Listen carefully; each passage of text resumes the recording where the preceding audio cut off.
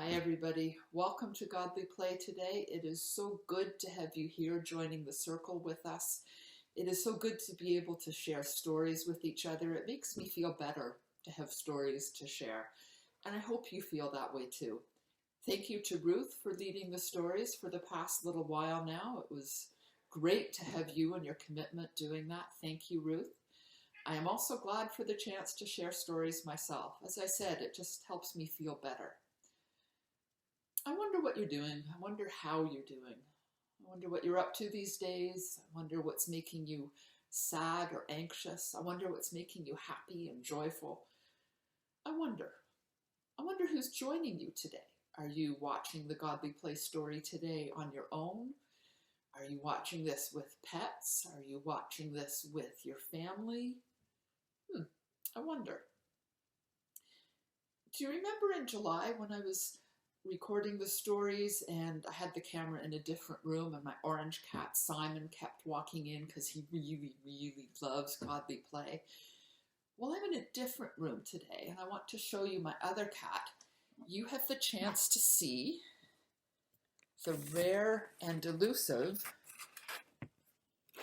there she is, Angelina cat. That is her there, Angelina cat.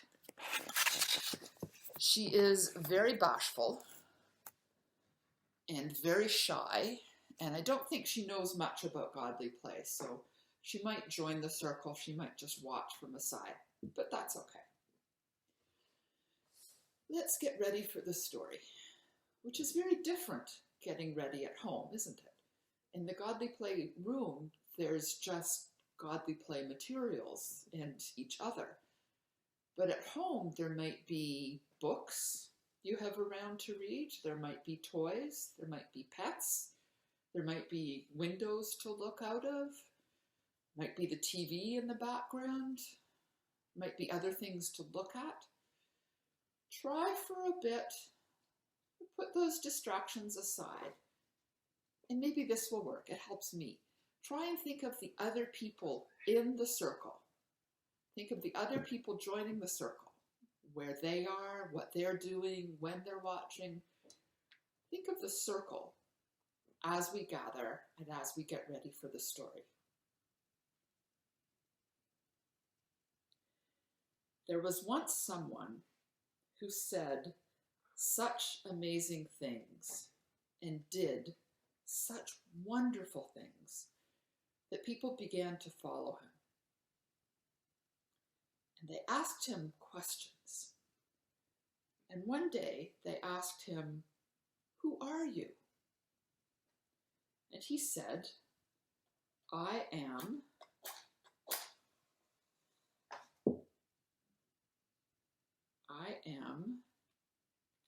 the light.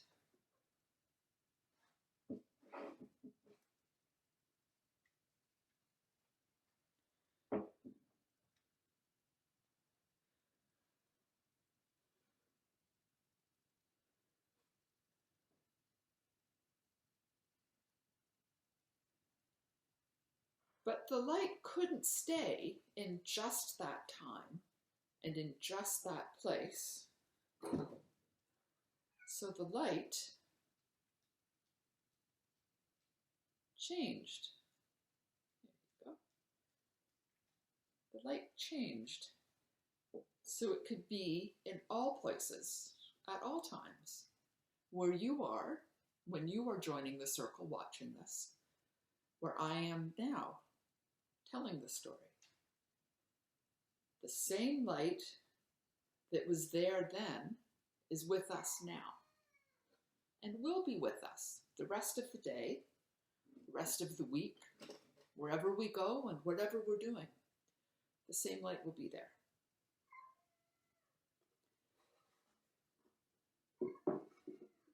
So now we're ready for a story. Put the distractions aside.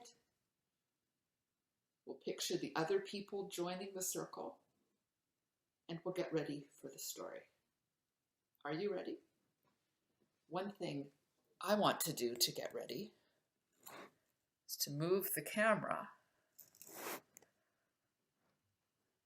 If I I can get it right. And we are going to tell the story here today. This is the story of Abraham, the father of the great family. He and Sarah went from Ur to Haran and then on to a new land. When they came into the new land, Abraham went up on a hill at Shechem to pray, and God was there. He prayed to God at Bethel, and God was there. Then they pitched their tents in Hebron. God was there too. God promised Abraham and Sarah that they would be the mother and father of a great family. The family would be as many as there are grains of sand in the desert, as many as there are stars in the sky, and as many as there are bits of dust in all the land.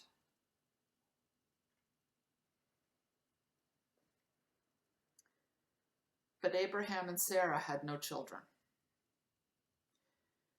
Then 3 strangers came out of the desert and told them that they would have a child. They laughed. They laughed. The child was born, and they named him Laughter. Isaac grew, and when he was a boy, God appeared to Abraham and said, "Take your son, your only son Isaac, whom you love, and go to the land of Moriah. Offer him as a burnt offering upon the mountain." The next day he cut wood, took a donkey, 2 helpers, and his son, and began to walk towards the mountain. On the 3rd day they could see it. Abraham told his helpers to stay there with the donkey, and he and Isaac went on alone. Isaac carried the wood for the offering, and Abraham carried a bowl of fire and the knife. Isaac said, "Here is the fire and the wood, but where is the lamb for the offering?" Abraham said, "God will provide." When they came to the place for the sacrifice, Abraham tied up Isaac. He picked up the knife for the sacrifice and was about to kill him when an angel came and said, "No, you do not need to do this." Then Abraham looked, and there was a ram in the bushes.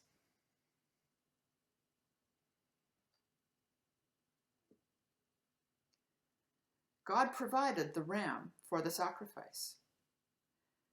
Abraham untied Isaac, and they went down the mountain. The angel called to him again and said, God says, I will make you the father of a great family, as many as there are grains of sand in the desert, stars in the sky, and bits of dust in the land. I will make you a great blessing because you obeyed me. Then Sarah, Abraham's beloved wife, died, and he buried her in a cave at the end of the field near the oaks of Mamre. After Abraham helped find a wife for Isaac, he too died and was buried in the cave beside Sarah. Isaac and his wife Rebekah had twins, Esau and Jacob, and so the great family began to really grow. So I wonder what part of this story you liked best. I wonder if maybe there was a part of this story that you didn't like so much. I wonder if there was any part of this story that we could take out and still have everything we need to tell the story. Would it still be the same story? Would it just be different? I don't know. I wonder. It's a big story. I wonder how you feel about it.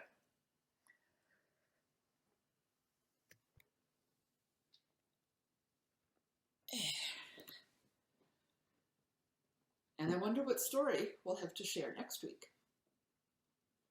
In the meantime, if you wish a blessing, may the Lord bless you and keep you. Make the Lord make his face shine on you and be gracious to you. May the Lord look upon you with favor and give you peace. Thank you very much for joining the Godly Play Circle today. I feel better knowing that you're out there, part of the circle. I feel better having stories to share. And I hope you feel better too. Thank you, and I hope to see you again next time. Bye for now.